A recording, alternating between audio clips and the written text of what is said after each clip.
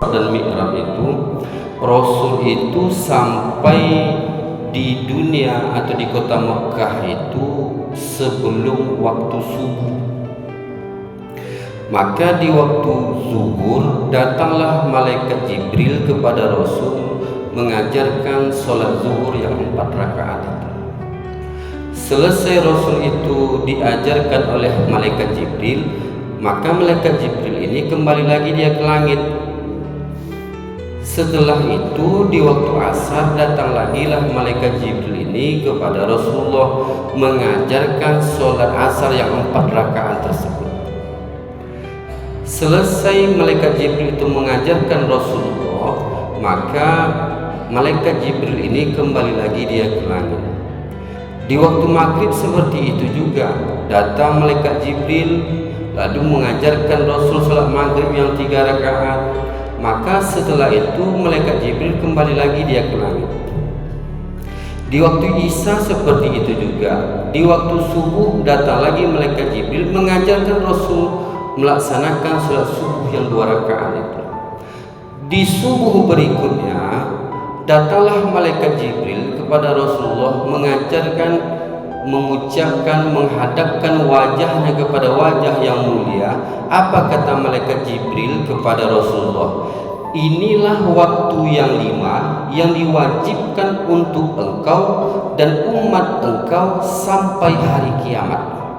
Itulah ucapan malaikat Jibril kepada Rasul, inilah waktu yang 5 yang diwajibkan untuk engkau dan umat engkau sampai hari kiamat.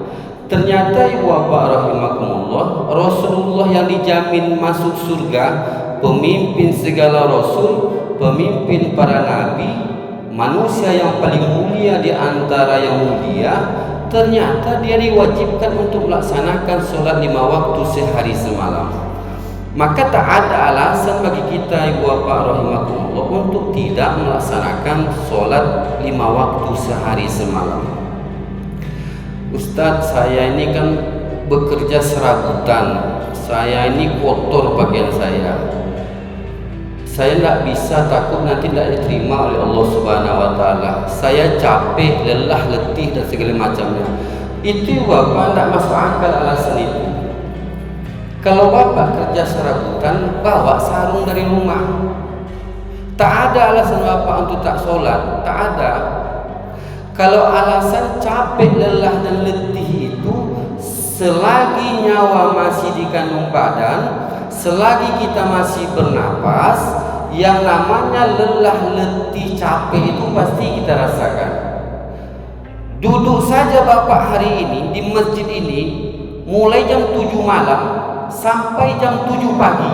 Jangan bapak ibu berdiri-berdiri, pasti ibu bapak akan merasakan capek, lelah dan letih.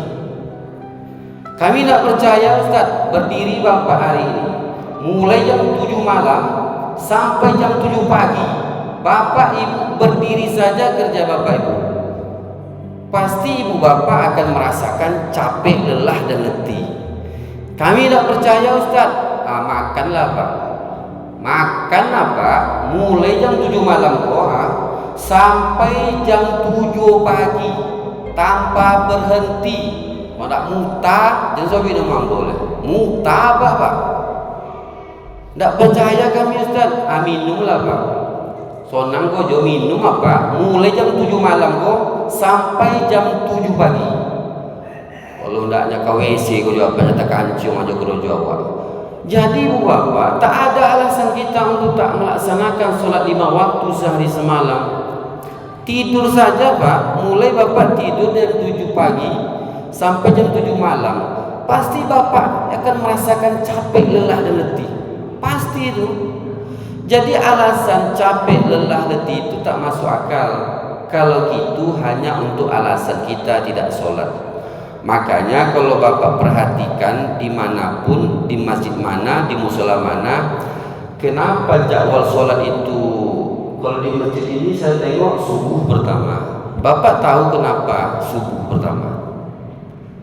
Atau bapak pernah melihat di masjid lain jadwal sholat itu pertamanya zuhur? Pernah tidak bapak melihat itu? Bapak pernah atau tidak? Pasti pernah Bapak melihat. Pertanyaannya mana yang betul? Subuh atau zuhur? Kan itu muncul pertanyaannya. Zuhur itu betul juga Pak, subuh juga betul. Cuma alasannya kenapa subuh, kenapa zuhur?